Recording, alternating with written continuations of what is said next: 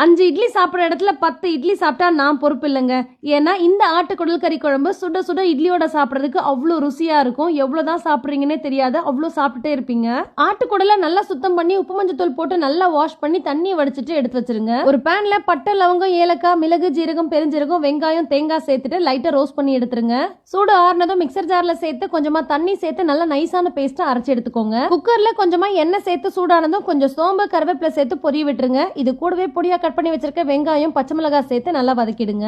வெங்காயம் லைட்டா வதங்கினதும் 2 டேபிள் ஸ்பூன் இஞ்சி பூண்டு விழுது, கொஞ்சமா கட் பண்ணி வச்சிருக்க தக்காளி சேர்த்து இதையும் நல்லா மசீர அளவுக்கு வதக்கிக்கோங்க.